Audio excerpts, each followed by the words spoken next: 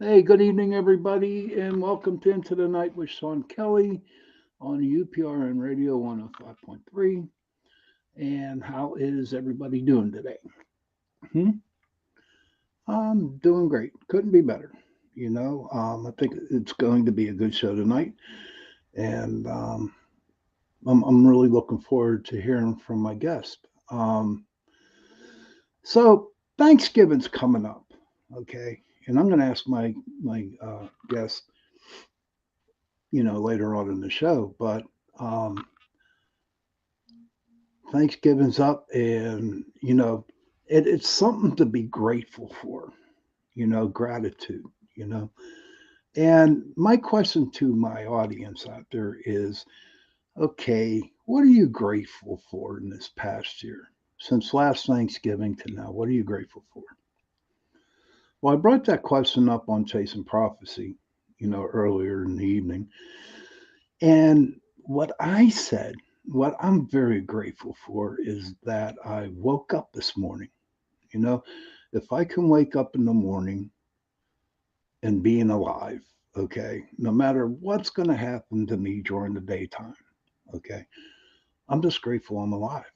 You know, I am grateful for UPRN Radio 105.3, Joe Montaldo, Michelle Desiree. I know I said that wrong. She's going to have my throat for that.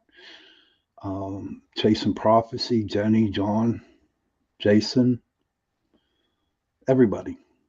And so I know Thursday, when it's Thanksgiving, I'm cooking dinner for my family. So I'm looking forward to that too. In the supermarket business, okay, in the supermarket business, this is a meat cutter's nightmare this month and the next month, because you had Thanksgiving with all the turkeys, and then 2 weeks you got to start working the Christmas hams, and then you start working right after Christmas. You're cutting the pork for New Year's, and so if I look a little tired on here in the next month, that's the reason why.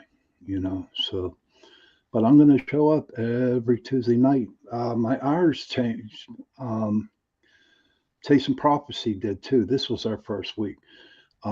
Chasing Prophecy now is on at 7 p.m. to 9 p.m. Eastern Time, 6 to 8 Central Time. Okay.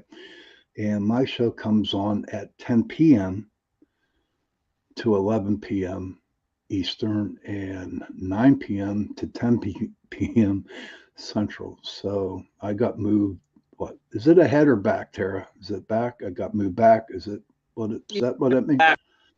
Okay, I got moved back an hour, and Chasing Prophecy got back a couple hours. So I don't know. So we'll see what happens. So without any ado, I would like to welcome my guest, uh, Tara Brecken. I've known her, oh Lord, 25 years or so. She's a very dear friend of mine. And I met her through work a long, long time ago, and we stayed friends. She's like my sister almost, you know what I mean? And I'm all excited to hear what she has to say, because she has some stuff that she's been working on for the past couple of years, and I'd like to hear one and share her story with you guys out there. So, hi Tara, welcome to Into the Night. Hi, Shawn. Hi, everybody. How are you this evening? I'm doing great. How about you? I'm doing well, thank you. That's good. What's going on? Hey, Tommy Miller. Tommy Miller's a good friend of mine. He's always on my show. He's Oh, on. fantastic. Hi, Tommy.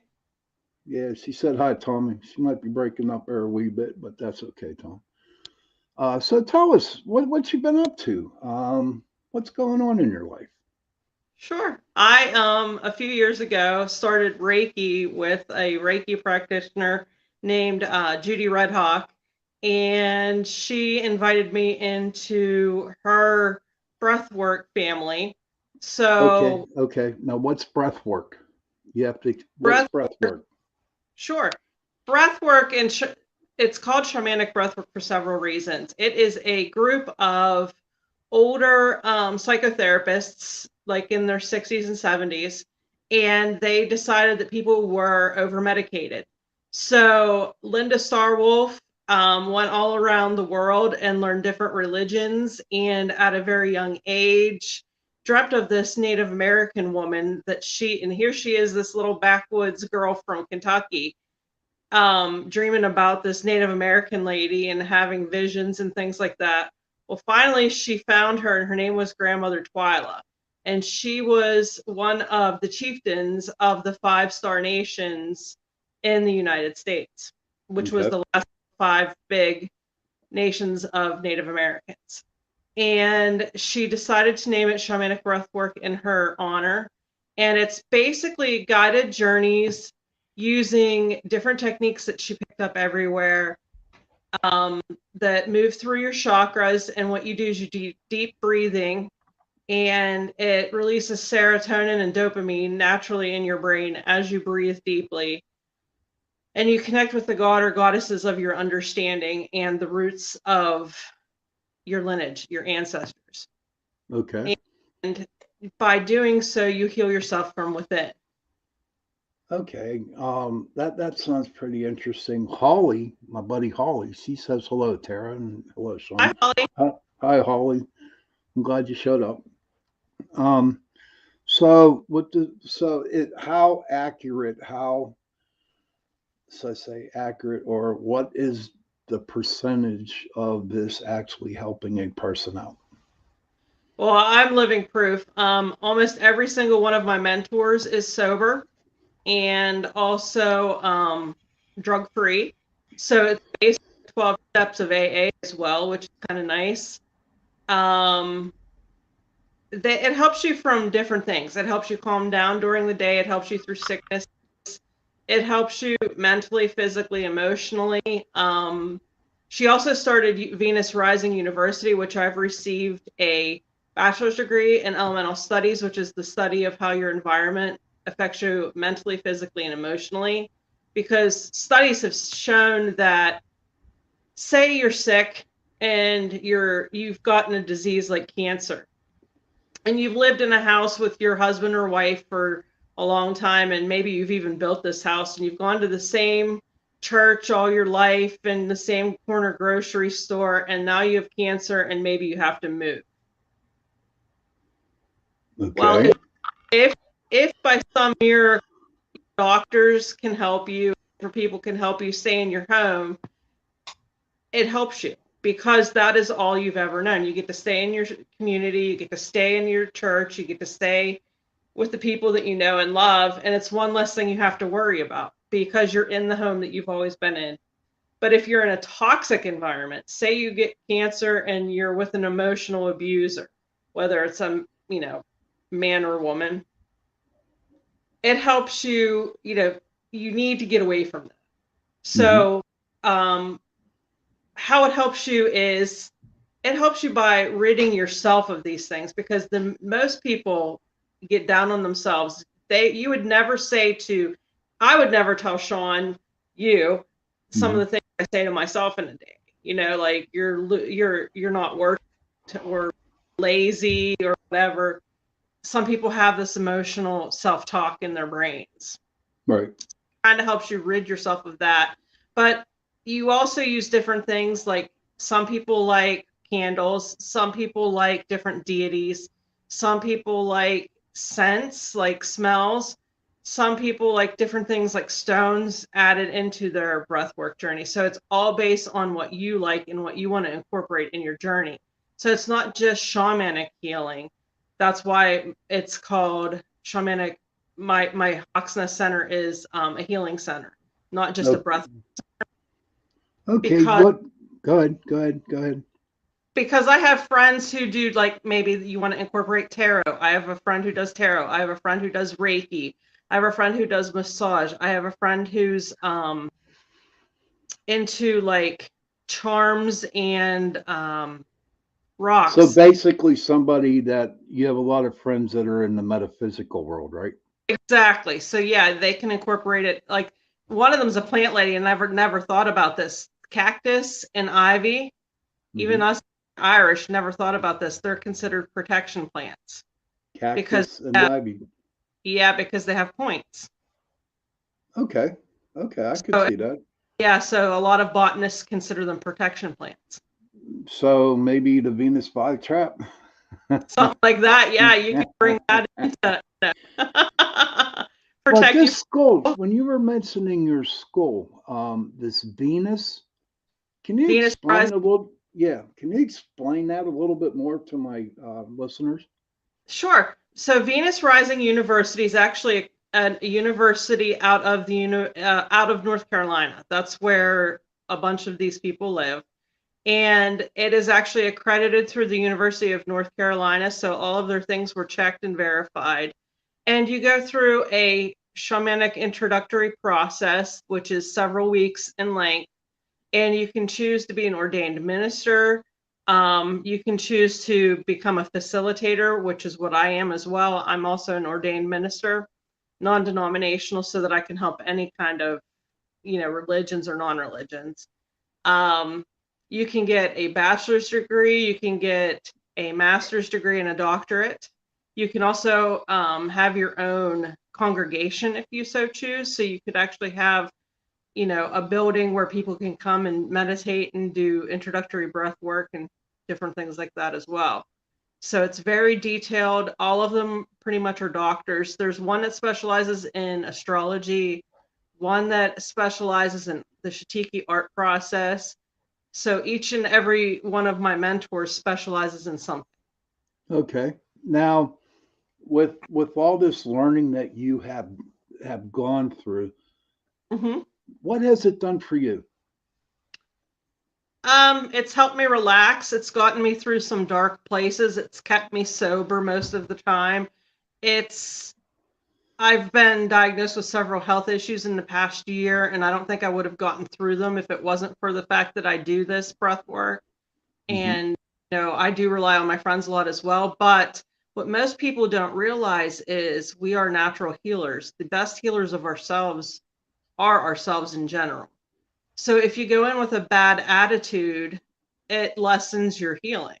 It also Right. takes for you to heal. So you need a positive experience, and it gets you out of your head where you may be dwelling on something crappy or something you really shouldn't be dwelling on, and it puts you in the right frame of mind, and it actually gets you closer to the god or goddess of your understanding. And you can pray to your ancestors. Maybe your great aunt Helga was one of your best friends, and Hmm. you feel that they're there with you. Okay. So this, since knowing you, I have seen you 25 years ago, and I Mhm. do see a real big difference in the change in you. Um, but so say like, so you're a healer. You have your Hawks Nest Center Shamanic Healing, right? So Right. you heal people, correct? Hmm. Okay. Say like Tommy Miller decided to come in and he wanted a healing. What is the process of Tommy going through in order to get that healing? And is it a one shot deal or is it a series of healings? So what I do is I have people reach out to me in my Facebook, which is either Hawks Nest Center for Shamanic Healing or Tara Lee Brecken. And it's usually a private DM because I'll ask you questions like what you want to incorporate into your breath work. If they're in the Pennsylvania area, they can come to my actual Hawks Nest. If they're not, I can do it online. And I sit down and I talk to you for a good 15, 20 minutes and kind of get your vibe and what you want to incorporate, what you want to get from it, how you want to process it. And then we breathe for 30 minutes for your first session so that you Okay. get an idea. I teach you how to breathe. I teach you, everything that you need to know. Normal journeys are an hour. And then we do a Shatiki art process where you would What was that again? it's It's sure. It's called a Shatiki art process. okay. And what you do is you draw a picture of what you experienced in your dream state. It's Okay. basically you in between worlds. Okay. And we talk about it, what you've learned, how you felt, who you saw. where you are in your rebirthing process, because life is a spiral, not a circle. We go in circles, but we're supposed to move forward. Okay. And each of us has the tools to move forward. We just have to find them, if that makes sense. Sometimes, Uh, yeah, I'm trying to, and I'm not making fun of you. I think it's no. pretty awesome that you're doing it, but I really am trying to wrap my head around this. How can, and I'm not putting you on the spot. I just want to know, my No. listeners would like to know, how can you do a healing over the internet? So a lot of things have happened since COVID. One of Okay. them, I took a lot of these classes online. In fact, all of them pretty much have been online. So what was nice about that is everybody was down in North Carolina, and I was able to do these in the evening after work. Mm-hmm. Um, so basically, I'm teaching you yourself how to connect with the God and Goddess of your understanding. I'm not laying hands on you. I'm not like a Bible Baptist, not throwing any specific religions under the bus, but growing up, I knew the Baptists were healers and they would sing and pray over you, things like that. That's not what I do. What I do is I connect you and teach you how to connect to the God and Goddess of your understanding, maybe the saints if you're a Catholic, maybe daemons if you're Luciferian, maybe ancestors if you're a Native American. It's all in the different states of what your life is in. Your life can be in 5 different states. That would be your earth, your fire, your water, your air, and your spirit. And Okay. it's part of the birth process if you think about it. When Right.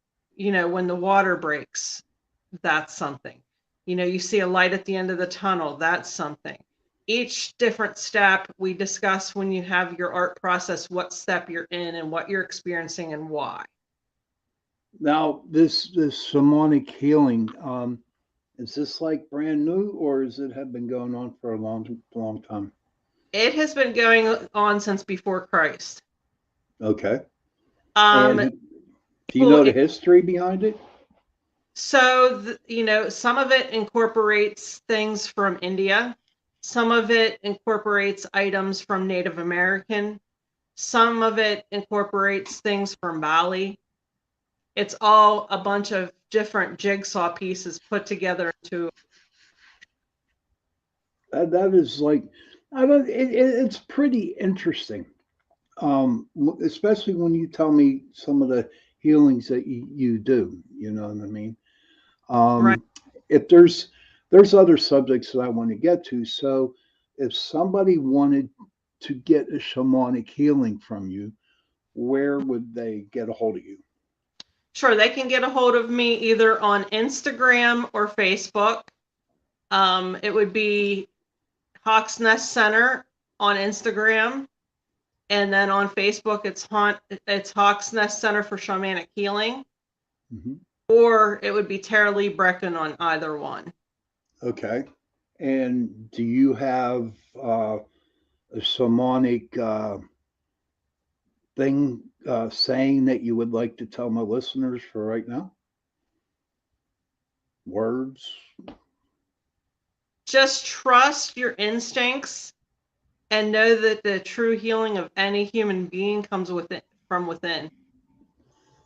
Okay. I hope you guys enjoyed that little segment of it. I did. I really enjoyed that because when you first started telling me on what you were doing, I'll be honest with you, I was confused. I Yeah, was, oh, I know. I, Yeah, I we've been was wanting about, to sit down and talk it out.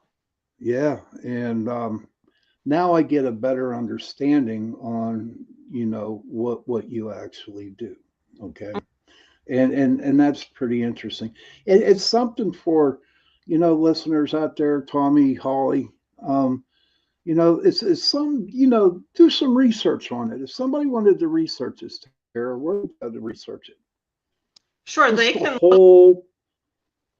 the whole movement. They can look up anything by Linda Starwolf, and it'll connect to everybody that she has studied with and studied under. She learned a lot from Jackie Small. She's learned a lot with. She actually was a student next to Ram Dass, if anybody's read any of his stuff. So yeah, Venus Rising University is another place they can look, is venusrising.com. Awesome. Okay, Tommy Miller has a question. He says, "Hi Tara, can you share a success story you were proud of?" And Ryan O'Shea says, "Hello, Shawn Kelly and Tara Lee Brecken." Hey Ryan. Um yeah, I actually did a breath work. I did a guest breath work at my friend's shop a couple of weeks ago. And she was in a car accident when she was in high school. She hit a tree at over 70 miles an hour and was literally broken and died several times and came back. When we did our shamanic breath work, I just had a feeling where I needed to go over her, and I had a healing stone as well as I'm trying to think, it was a rose quartz. And I was standing over her, and she said when I was standing over her, she felt like she was on fire Mm-hmm. in her back. And when she got done with her journey, she came over to me and said that for the first time in years, her back didn't hurt. That I was that's humbled pretty by that. that's pretty cool. So how'd you feel? How did you feel after you'd done that and you got that positive response from her? I was very humbled and honored and grateful. Okay. And like being in the shamanic healing, as in paranormal investigating, or dealing with spirits, you have to be humble. There's no ands, this or that's about it. You have to be humble about it, because a little story behind me. When I first started a long time ago, I had an ego, okay? And when I had that ego going, I wasn't a good person. And, spirit kicked my butt, you know what I mean, a couple times. Excuse me. But well, I hope that your business of the shamanic healing, you know, becomes a lot, more strength. You got to check her out. She's a really nice girl, and so where at can say like somebody's in the Pennsylvania area, in the Pittsburgh area, Westmoreland County area. Where can they go to get one? Sure, I actually have Hawks Nest Center at Mystic Moon, which is here on Main Street in Butler. And if they aren't comfortable with coming to actual Hawks Nest, I'm always willing to go to their home. Now, when you go to somebody's home, do you bring somebody along with you just to be on the safe side? Yep. That's good. That's good. That's good.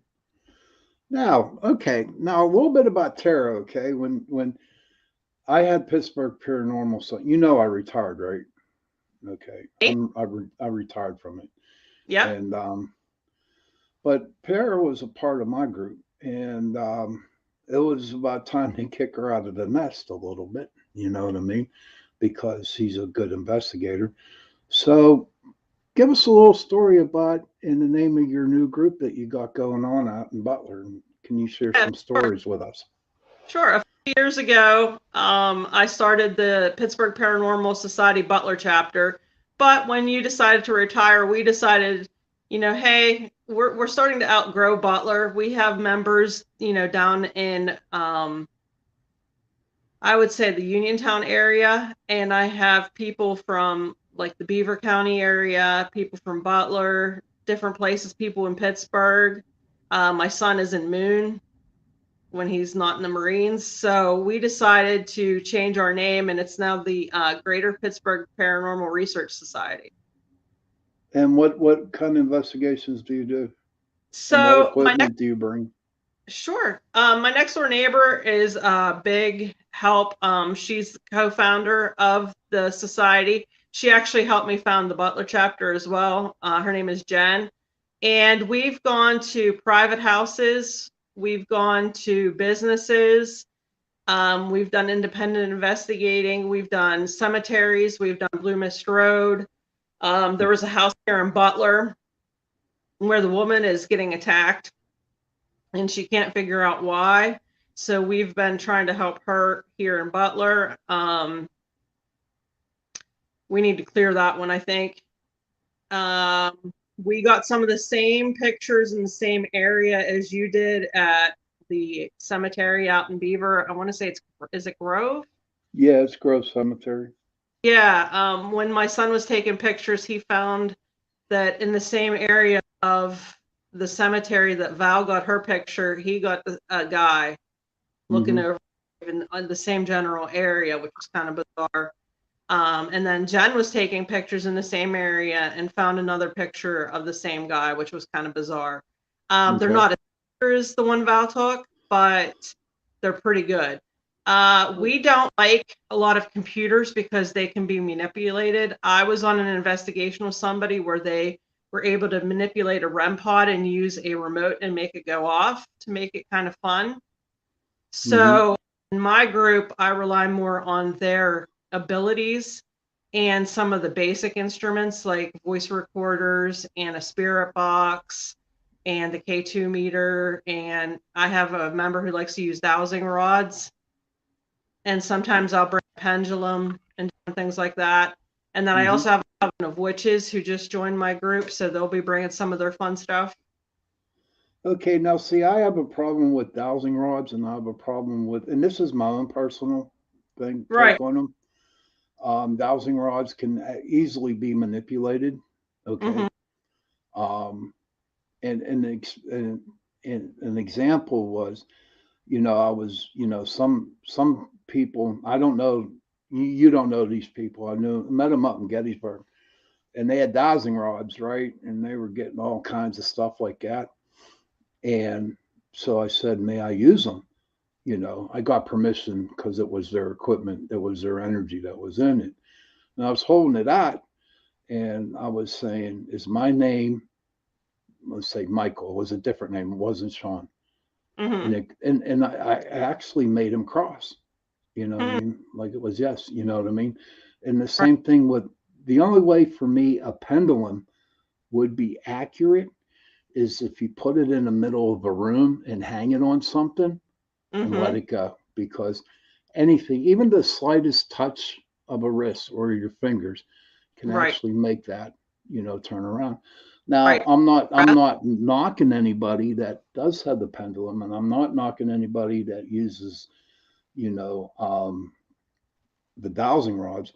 But Right. from my past experiences with those, I have a real hard time with that. Um, Right. Now, but see, with me, I usually use those as like a backup. So, say I'm doing like a Q&A with a spirit, mhm, and we're using a light, a flashlight, right, and somebody's like, "Oh, can we verify that this person's really Joe Bob?"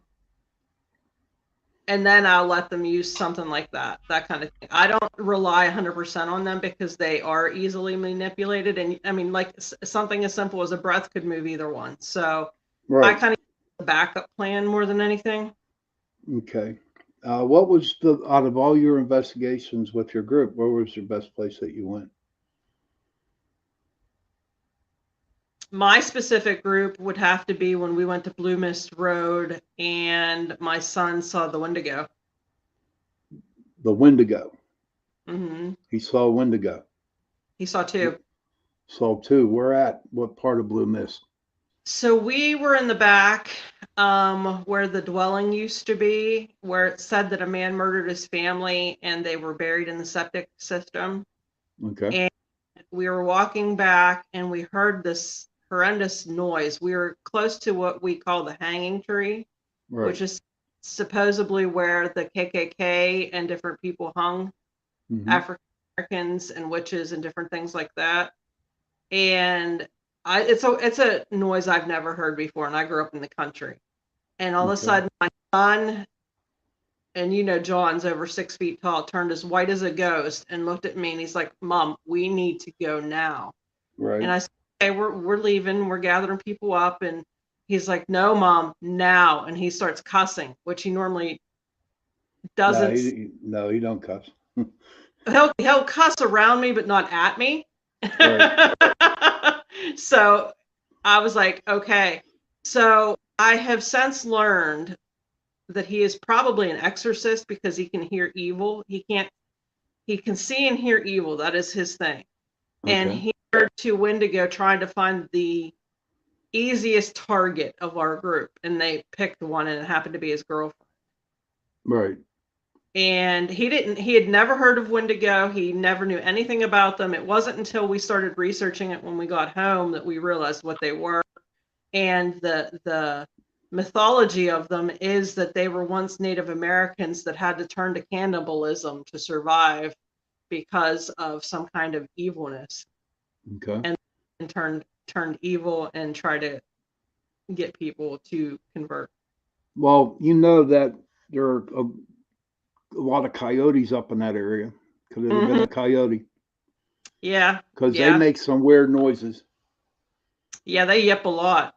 They released a bunch of them where I grew up to weed out the deer population was when I was younger, because I know a lot of people where I grew up were farmers, and they'd kill the coyotes and they'd have tags in their ears, and when they called Hmm. the 800 number, they were the released coyotes. Okay, so this sound that you and John heard was totally different than from a coyote, right? Coyote, a wolf, a screech owl, none of it has ever made a noise like that ever. Okay. That what do you have anything coming up in the future? We are taking a little bit of time off right now for several reasons. One, we have a member who's been very ill and had to have emergency surgery. And then I finally was diagnosed with what I have, so I've been trying to get through that. But we're going to hit the ground running in January. Then where are some of the places that you are going to be attending? We are clearing out the house in Butler. I have some new members that I have to get acclimated. We're going to start doing regular meetings as much as possible in her shop.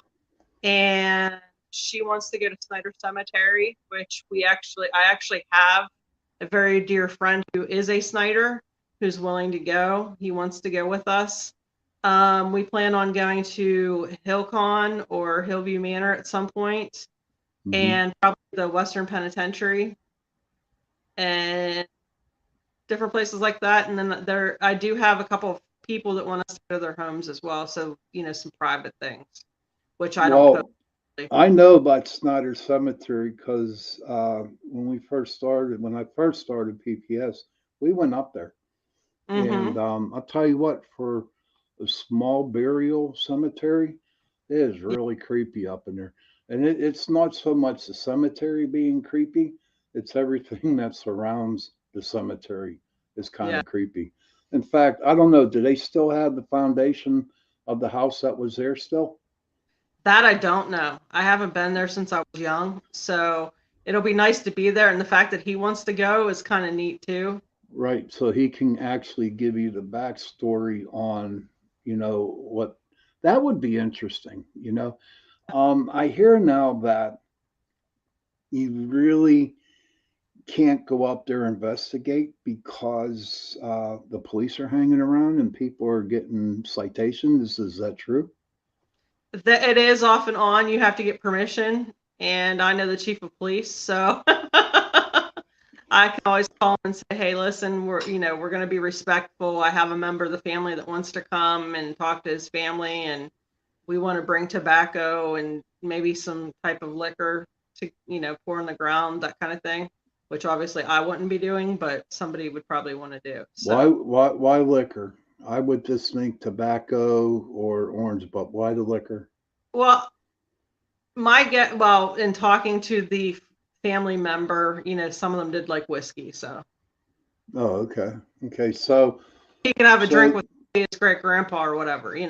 So the tobacco would be for the Native Americans, and then the whiskey would be for the guy's family, correct? Yep, exactly. And then Okay. flowers. Okay. Yep. Yeah. Snyder, that was a very, very decent place. So say like Tommy Miller wanted to go up, right? And you wanted to investigate. Where would he have to go, without you being around, okay, or that family member, right? Right. Where would he have to go up in that area to get permission to I investigate? would I would contact the chief of police of Butler first and see if he has jurisdiction there, and if not, the state police. Okay. And Always then, give permission, everybody. Wherever you go, get permission. yeah, and I'm not sure if it's technically considered Moraine State Park in that area too, but I always, if I'm anywhere close to anything like that, I get permission from the park too. Okay. Now, another area up there that is very, very haunted is McConnell's Mill. Mm-hmm. That place there is creepy as hell.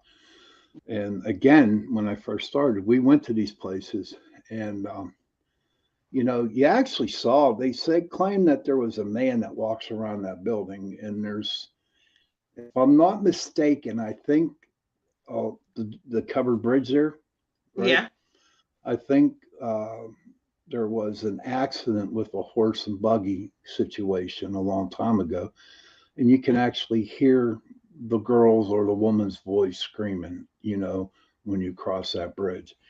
But McConnell's Mill, anybody, if you want to, just go up to McConnell's Mill and just Yeah. walk around and take your camera, take your K2s or whatever you want to use and go for it, Yeah. because there's a lot of haunted areas up in the Butler area. Butler's like crazy, man. It's a crazy area. Well, we have the Stone House, which was the site of the Wigton Massacre. I actually know a member of the Wigton family that wants to come with us there and talk to us Now, about. can you explain that to my listeners? What you just talked about? What was the backstory behind that? Sure. So the Wigton Massacre happened, I want to say the 1800s. And it was a farmer and his wife who had, I want to say there was like 6 kids. And he had gone out of town to do some trading. And there was a local town drunk who was said to be half Native American, and he was dry, which means if you're an alcoholic and you're dry, you're desperate to drink anything. I mean, like nowadays, people would be drinking like Scope, Right. mouth, or something VIX like that. 44 formula. Exactly, That was the drink in boot camp in the Navy. VIX formula Yep. 44. Yeah, yeah. That Oh, stuff yeah, is bad. Okay. exactly. So, I mean, so he was desperate and he was starting to hallucinate and he freaked out and murdered his family Okay. up in the yard, and she was trying to shoo him away and murdered his family. So when Mr. Wigton came home, he found that his whole family had been massacred, and they took the guy and hanged him right away with no trial, and nobody would bury him because he was Native American. So some private person offered to bury him on his land, and it's said that he's buried somewhere, but nobody knows. Okay. All right. That's pretty interesting. What other places in Butler area or surrounding areas of Butler that could be that are haunted that you know of that have a good backstory? There is a mass grave for people who died from the Black Plague. That's mostly Polish, Hungarian, that kind of thing off of 422. There's numerous Indian and Native American burial grounds within the Moraine State Park. A lot of the buildings in downtown Butler are older and haunted. I've been in several. Just by being in them, I can feel it. Blue Mist Road's not that far from here. There's some places up in the Slippery Rock area that are said to be haunted. There's a bunch of stuff up this way. And it all has to deal with the Native American. Um, some of it does. The Snyder Cemetery is just a family, and it's just creepy there. Right. Uh, Black Death was the Black Death. They just buried a bunch of people in a mound, and there was no markers there. It was kind of like a heap of dead bodies. So, Unfortunately, do you know where the mound is? Can the person find this mound and try to investigate it? Is it under yeah. private property? What? I believe it's a private cemetery right off of 422. I haven't been there myself yet, but it's pretty close. It's pretty close to you.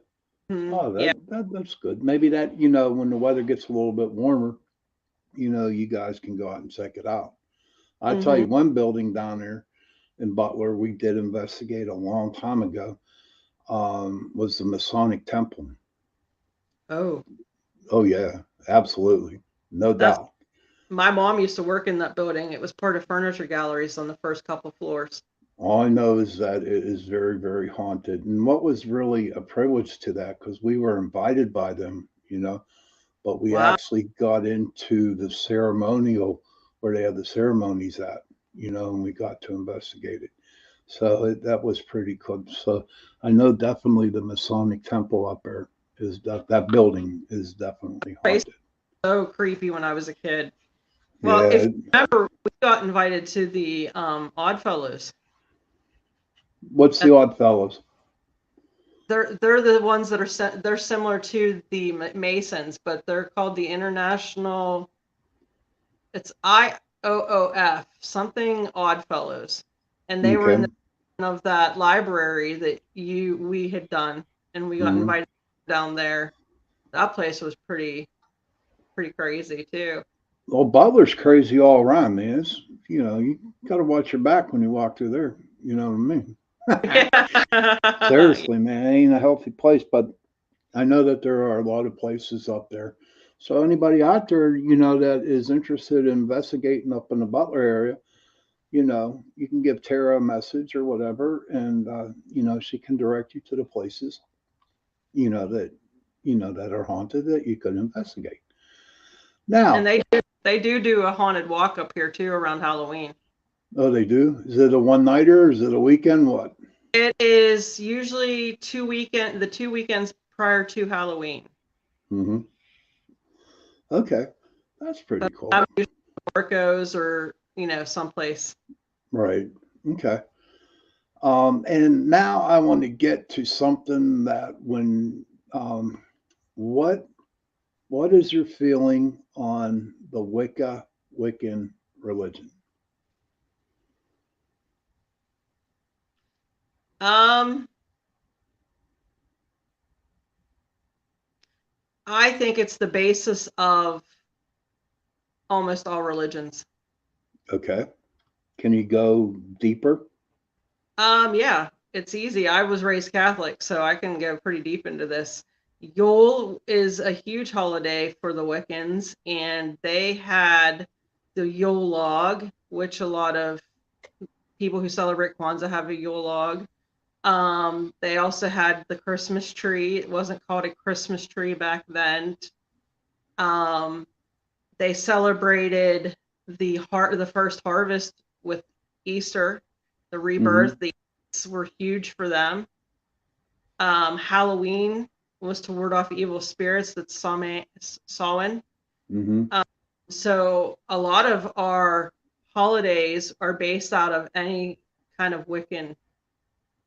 Now, say like if you wanted to become a Wiccan, does that mean you're automatically a witch? No, No. Can you no. explain a little bit more about that? Sure, a lot of Wiccans don't perform spells or cast spells or that kind of thing. They do pray to their ancestors. They do celebrate the death and rebirth of the universe.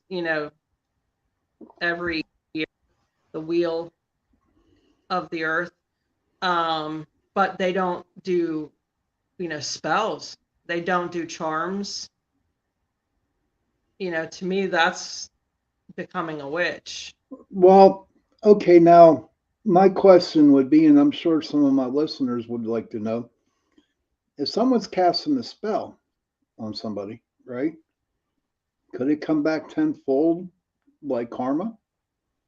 So most witches do not believe in baneful And spells what's because painful? What's painful? baneful is malicious, evil, of ill intent. You have to be pretty darn sure when you're casting that spell that the reason you're casting it is true, because if it's not, it comes back on you. And Have it doesn't you, come back on you easy. It comes back on you pretty hard because someone out in the universe is coming back at you. okay. Now, have you known people that this has happened to? Yes. And how are they today? Oh, I kicked their butt, but they're getting, they're better. But it took a long time for them to get that So way. basically, they went into casting the spell, but their ego got into the way, correct? Yep. Or say, for instance, I wanted to cast a baneful spell against you because I think you're a liar. Okay. Okay. There's a lot of people think I'm a liar. Well, Okay. yeah. But if it wasn't true and they cast the spell at you, or I cast the spell at you, it's going to come back on me. Okay. So you really need to know. So do you have a mentor for that? Yes. Okay. Yeah. And I do The other believe. thing is like a love spell. You don't want to cast a love spell on somebody that you want to love you that doesn't love you, because that comes back to bite you in the ass too. Oh, it does. That was my next question. See, good minds think alike here. But because because I hear people, especially women, that go out and they really like this guy and they really want this guy to love them and Hmm. all that. And I've known a couple to where they do their own spell, and I'll tell you what, it messed them up pretty bad. You know Oh what I yeah, mean? Hmm. they themselves, like I knew somebody who was desperate enough to do an obsession spell. They wanted Hmm. the guy to be obsessed with them, and it unfortunately came back on them where they became obsessed with the guy. Right. Okay. And that's not a good thing. No, Trust me, that is not a good thing.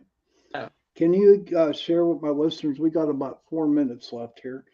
sure, In a couple minutes, any more thoughts on the Wiccan or your shamanic healing, whatever you want to share in the next 2 minutes? sure.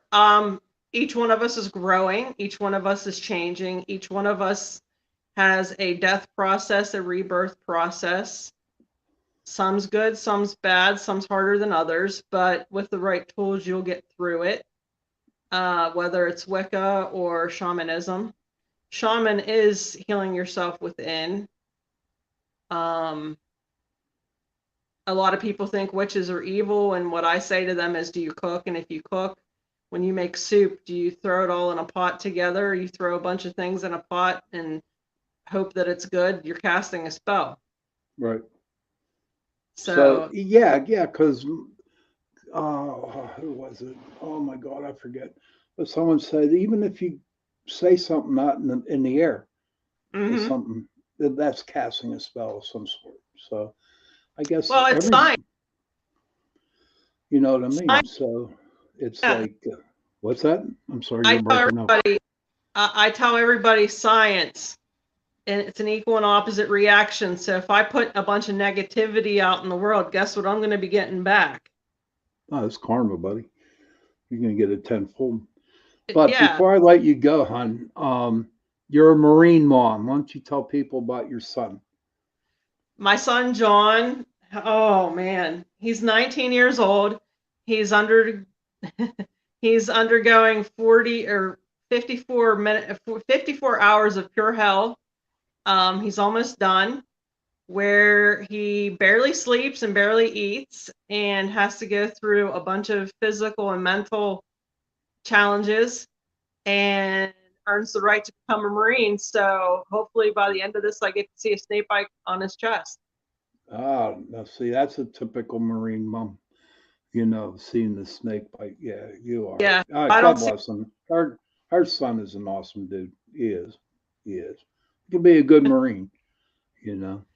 But I want to thank you very much, Tara, for being on the show tonight. And I hope everything works out for you in the future with your shamanic healing. Ladies and gentlemen, to my listeners, if you want a shamanic healing, you know, again, can you tell people how they can get in contact with you? Sure, you can get a hold of me on Facebook at Tara Lee Brecken or at Hawks Nest Center for Shamanic Healing. I'm also on Instagram as Tara Lee Brecken, as well as Hawks Nest Center. And my personal email is taraleebrecken@gmail.com. And thank you. Thank you very, very much for being on, hon. Thank you Yeah, very much. and I'm Um, grateful for you, buddy. I'm grateful for you too. Okay, everybody. got about a minute left, so I just want to wish everybody a happy Thanksgiving. Eat a lot of turkey, watch a lot of football, or whatever you do on Thanksgiving. I actually got the day off, which I'm shocked. I'm Wow. off tomorrow. I know that this new company I work for, Tara, is a blessing. Way better than the old one. I'm just, it's a good place to retire when you know you're retiring from work. And I got 7 or 8 more years and I'm done.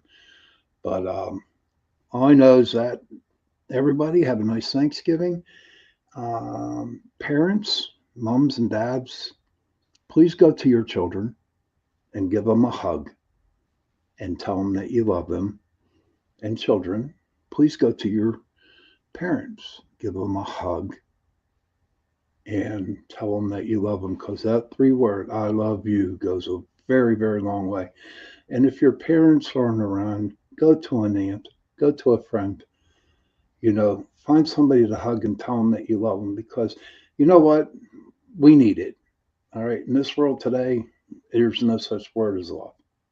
We say it, but we do not act on it. So, everybody, I want to say good night. Thank you for watching the show. And I have a hell of a guest next week. So, please see you next Tuesday. Remember, okay. Thank you, Holly. Thank you very much. Good night. And all I know is that next week we have a good show. And in fact, it's Tara's mentor. Okay. So, remember, Chasing Prophecy now is on Tuesday nights from 7 p.m.